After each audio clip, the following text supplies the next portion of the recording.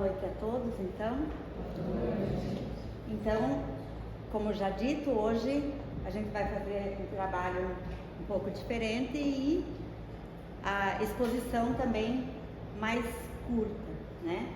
E nós vamos falar um pouquinho sobre a evangelização como farol da nova era. O que seria esse farol da nova era? Nós, espíritas, sabemos que nós estamos num período de transição do mundo de provas e expiações para um mundo de regeneração, né? Agora, como pode acontecer uma transição? Como se faz uma transição? Quanto tempo demora uma transição? Quanto tempo demora, não sabemos.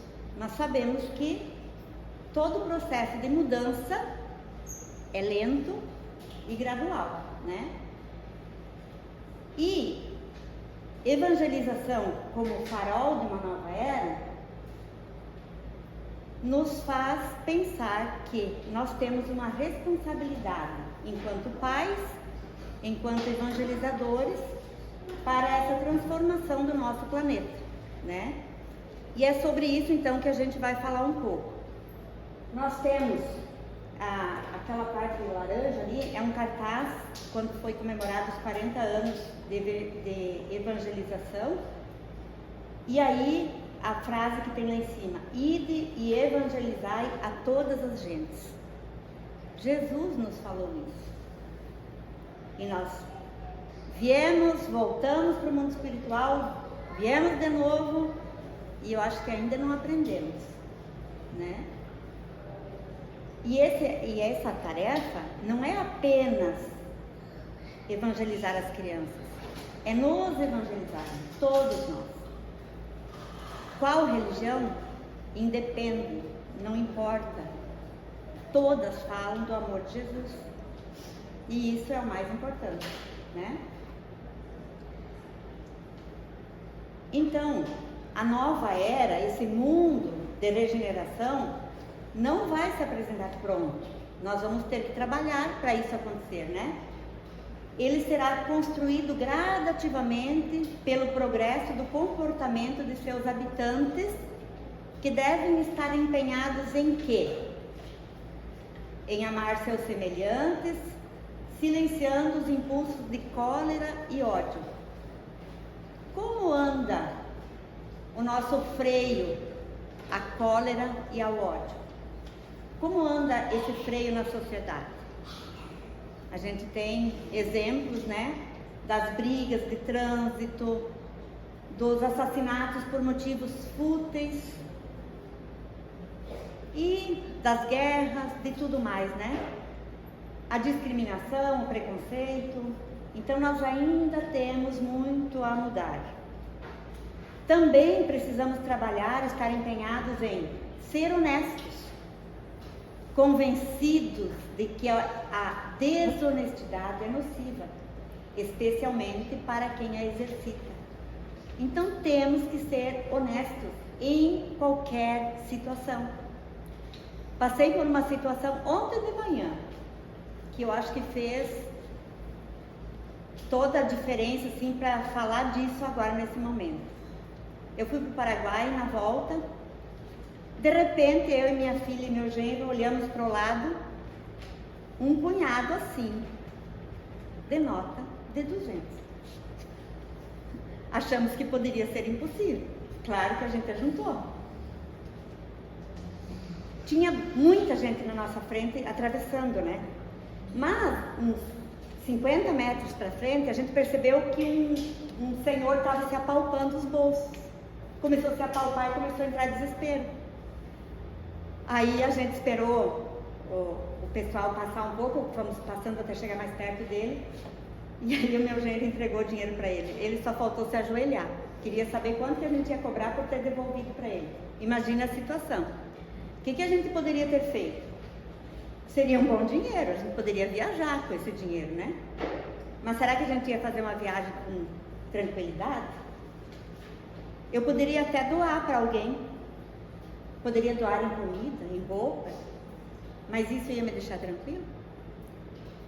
Se eu tivesse achado, mas não tivesse visto ninguém procurando esse dinheiro, porque dinheiro não tem nome de quem é, né? Seria fácil, não seria um problema. Mas quando a gente percebe que o que está ali tem dono, eu tenho que ser honesta. E isso é só para exemplificar. A gente tem isso em todas as situações que a gente possa imaginar, né? Também devemos estar empenhados em ajudar o próximo em tudo que for necessário, certos de que a solidariedade vivenciada retorna em forma de segurança, de paz, de harmonia e de justiça social. Às vezes, uma palavra, um minuto, você ouvir aquela pessoa chata que você não suporta mais, vai ajudar. A gente precisa exercitar a paciência. Às vezes você é a única pessoa que está disponível e disposta a ouvir aquela pessoa que precisa de alguém para conversar. Nós também precisamos estar empenhados em ser fortes na prática do bem, cientes de que a ausência do bem abre espaço para a presença do mal. Então, sempre que a gente deixar de praticar o bem, a gente vai dar espaço, né? E aí, a gente vai ter Leon Denis, no livro Depois da Morte, que ele fala assim, ó: para uma sociedade nova, é preciso homens novos. Para isso, a educação desde a infância é de importância capital. Então, é por isso que nós estamos trazendo aqui essas questões aqui, no que a gente precisa estar empenhado. Nós temos uma responsabilidade com nossos filhos, com nossos sobrinhos, com nossos vizinhos, com quem a gente convive. Nós temos uma responsabilidade. E não precisa ser criança, pode ser um adulto. Nós temos responsabilidades para com todos, né? Agora, o que é uma evangelização infantil? Evangelização espírita infanto-juvenil é toda atividade voltada ao estudo da doutrina espírita e à vivência do Evangelho de Jesus junto à criança e ao jovem. Então, evangelizar dentro da doutrina espírita é levar a codificação, o conhecimento da codificação espírita, escrita, né, por Kardec, mas ditada pelos espíritos superiores.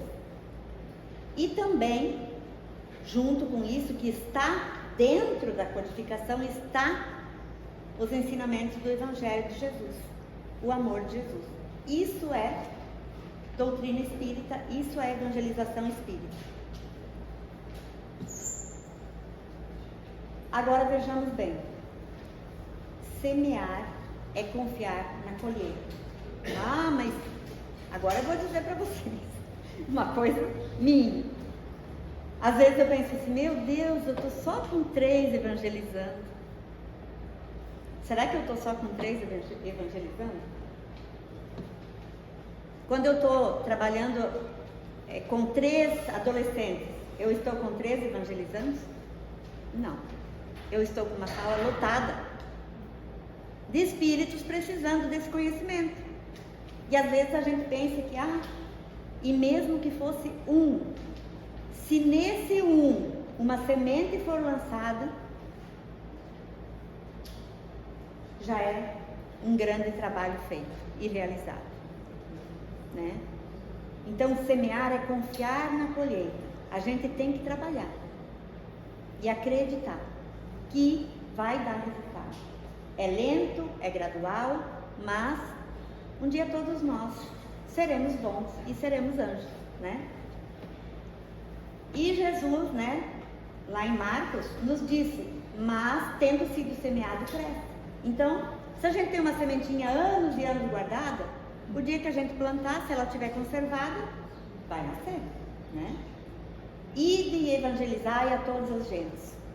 Também está. Essa fala de Jesus está em Marcos e em Mateus.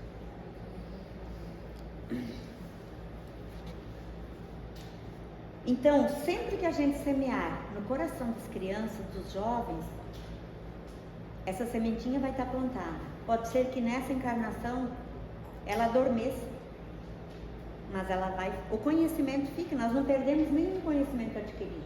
Não desanimemos. Se esse evangelizando, se essa criança, se esse jovem, um dia trilhar um caminho que não é do amor de Cristo, na outra encarnação ele vai ainda continuar com esse conhecimento. E essa semente pode florescer numa próxima encarnação. Por isso a gente não pode desanimar. A gente espera sempre o resultado rápido, né? Mas não é bem assim. Quais são as finalidades da evangelização, da ação evangelizadora, né? Nós vamos oferecer ao evangelizando a oportunidade de perceber-se como um ser integral, como um ser crítico, consciente, participativo, herdeiro de si mesmo, cidadão do universo, agente de transformação de seu meio, rumo à perfeição de que é suscetível. Então, essa é uma das grandes finalidades da evangelização espírita. Fazer todos os nossos jovens e crianças se perceberem como seres completos, integrais. Já nós vamos voltar nesse assunto um pouquinho. E também considera-se que a ação evangelizadora espírita tem como objetivo primordial a formação de homens de bem. E o que é a formação de homens de bem? Aqueles que têm o amor de Cristo, que trabalham no bem, né? Em conformidade com o mandamento, amai a Deus e ao próximo como a si mesmo, né? Isso está lá no capítulo 17 desse livro aqui, da evangelização, tá? E aí, existe uma diferença da gente mandar para a escola e da gente mandar para a evangelização? Evangelizar e educar tem diferença? Depende. Amélia Rodrigues nos dá várias dicas aqui, ó. Toda evangelização é um ato educativo, baseado nos princípios cristãos, é um ato evangelizador. Então, mesmo na escola, às vezes, quando você faz uma aula de ensino religioso, que não é ensino de nenhuma doutrina religiosa, e sim quando você trabalha as questões da nossa moralidade, da nossa ética, né? Você também estará evangelizando e ao mesmo tempo educando. A evangelização inspira a transformação moral do homem e do mundo por meio de ensinamentos de Jesus. Então, toda evangelização vai fazer a gente repensar as nossas atitudes, as nossas ações enquanto questões éticas e morais, né? E a criança, vejam bem essa frase que é importante, a criança é a sementeira que aguarda, o jovem é o campo fecundo e o adulto é a seara em produção. Conforme a qualidade da semente, teremos a colheita. A criança está ali pronta, esperando. O jovem já é um campo fecundo. Nós já vamos esclarecer um pouco melhor essa questão. Quem é a criança? A criança é um ser imortal, é um espírito reencarnado, que tem toda uma trajetória de nós não sabemos quantas encarnações. Então já tem todos os seus problemas de vidas anteriores. Nasceu como criança porque precisa reaprender e está pronta para, como diz ali, ó, a sementeira que aguarda o plantio, a sementeira que aguarda alguém trabalhar com ela, né? Agora, toda criança vai nascer todo espírito vai renascer na casa certa, na família certa, para o que ela precisa, para evoluir. Então, se nós temos filhos complicados, é nós que temos que resolver. E nesse ponto nós temos hoje um problema muito sério na sociedade. Nós estamos deixando, eu falo nós, enquanto sociedade, tá?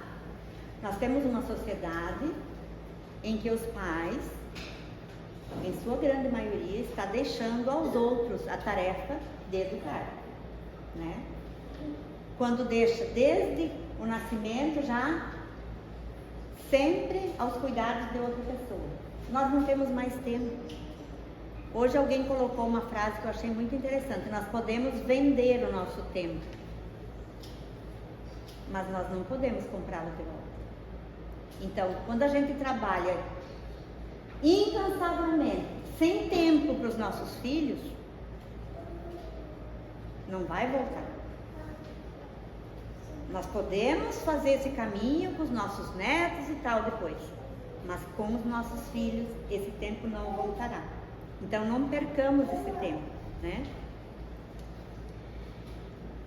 E Leopoldo Machado e Hernani Santana, no livro Campo Fértil, também falam assim, ó: é preciso cuidemos da criança e do jovem, plantas em processo de crescimento ainda moldáveis e direcionáveis para o bem maior.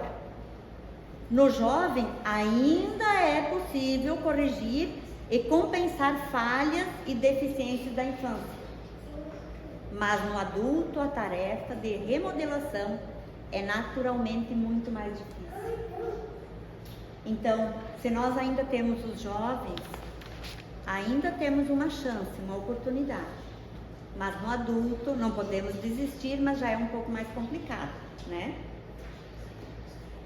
Bem rapidinho ainda, qual é o papel da família então? Conquanto seja o lar a escola por excelência, qual é a primeira escola dos nossos filhos? A nossa casa, a nossa família, né? Os pais jamais deverão descuidar-se de aproximá-los dos serviços da evangelização, em cujas abençoadas atividades se proporcionará a formação espiritual da criança e do jovem diante do porvir. Quem nos fala isso é Bezerra de Menezes. E esse é um dos grandes desafios de nós como pais, né? Darmos o exemplo para os nossos filhos. Ser exemplo é desafiador. E às vezes a gente custa amadurecer, a gente custa a perceber essa questão de sermos modelo, de sermos exemplo. Quando a gente está tomando uma bebida alcoólica, está fumando, está até em falas, amaldiçoando alguém e tal, nós estamos dando exemplos e os nossos filhos vão seguir isso. E às vezes a gente demora para perceber tudo isso, né? Santo Agostinho nos fala lá no Evangelho segundo o Espiritismo, no capítulo 14, que nós um dia teremos que responder, né? Lembrai-vos de que a cada pai e a cada mãe perguntará a Deus: que fizeste do filho confiado à sua guarda? O que será que nós fizemos? O que será que nós fazemos, né? E o jovem, quem é? Aliás, desculpa, eu já ia voltar aqui o meu slide. Então, o papel da família é uma vacinação preventiva, né?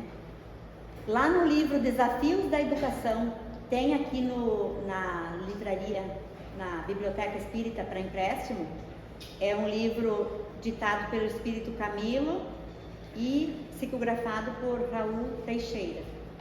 O Espiritismo na vida infantil significa formidável processo de vacinação preventiva, ao mesmo tempo curadora, por tudo quanto ensina, por tudo quanto aclara, por tudo de útil e bom que semeia nessa alma milenária, revestida de nova roupa biológica e sob nossa responsabilidade. Então, Vamos pensar nisso, na evangelização e a nossa evangelização enquanto adultos nos grupos de estudos. Vamos participar dos grupos de estudos, vamos ser modelo para os nossos filhos, estudar também, conhecer, né? Portanto, que os pais enviem seus filhos às escolas de evangelização, interessando-se pelo aprendizado evangélico da prole, indagando, dialogando, motivando e acompanhando. Quem nos fala isso é Guilom Ribeiro, em 1963 já. Eu nem tinha nascido ainda. E no Brasil nós já tínhamos evangelização infantil. Evangelização espírita infantil. E, bem rapidamente, os 3 eixos doutrinários da evangelização espírita é o conhecimento doutrinário, então com a fé raciocinada, o aprimoramento moral, a vivência do amor e a transformação social, o trabalho no bem. Esses são os 3 grandes eixos.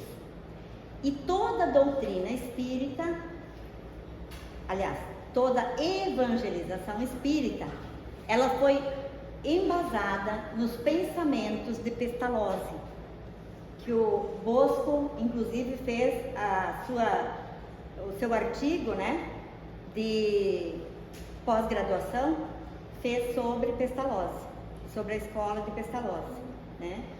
E toda a evangelização espírita é baseada nos conhecimentos dele, porque ele nos esclarecia que o homem tem que ser visto como um ser integral, tem que ser cabeça, coração e mãos.